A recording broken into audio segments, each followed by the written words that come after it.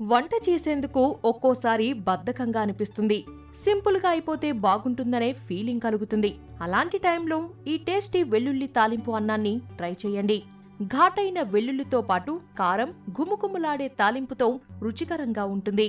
ఈ వెల్లుల్లి తాలింపు అన్నాన్ని ఎలా తయారు చేయాలో ఇక్కడ చూడండి. వెల్లుల్లి తాలింపు అన్నం కోసం కావాల్సిన పదార్థాలు: వెల్లుల్లి 16 నుంచి 18 రెబ్బలు, అన్నం సుమారు 200 గ్రాములు, పచ్చిమిర్చి 4, ఒక ఉల్లిపాయ తరుగు, నూనె లేదా నెయ్యి 2 టేబుల్ స్పూన్లు, కారం టేబుల్ స్పూన్, కరివేపాకు 2 రెబ్బలు, శనగపప్పు ఓ టీ స్పూన్, మినప్పప్పు ఓ టీ స్పూన్, జీలకర్ర కొద్దిగా, పసుపు చిటికెడు, ఉప్పు రుచికి తగినంత.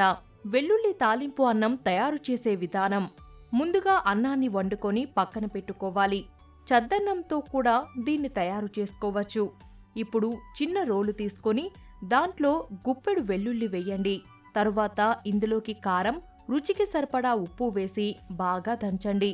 ఇప్పుడు స్టవ్ మీద కడాయి పెట్టుకొని దాంట్లో నెయ్యి లేదా నూనె వేసి వేడి చెయ్యండి.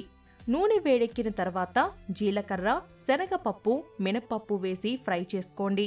ఇవి కాస్త వేగిన తర్వాత దీంట్లో పెద్ద ముక్కలుగా కట్ చేసి పెట్టుకున్న ఉల్లిపాయలు, సన్నగా కట్ చేసి పెట్టుకున్న పచ్చిమిర్చి ముక్కలు, కరివేపాకు వేసుకొని చక్కగా పచ్చివాసన పోయే వరకు వేయించుకోవాలి. ఇప్పుడు దీంట్లో మనం ముందుగానే తయారు చేసి పెట్టుకున్న వెల్లుల్లి కారం వేసి బాగా వేగనివ్వాలి. వెల్లుల్లి కారం వేగిన తర్వాత అన్నం వేసుకొని బాగా కలపాలి. అన్నం బాగా వేడెక్కే వరకు కలుపుతూ ఫ్రై చేసుకోవాలి. ఇప్పుడు స్టవ్ ఆఫ్ చేసుకొని ప్లేట్లోకి తీసుకున్నారంటే ఎంతో రుచికరమైన వెల్లుల్లి తాలింపు అన్నం రెడీ అయిపోయినట్టే.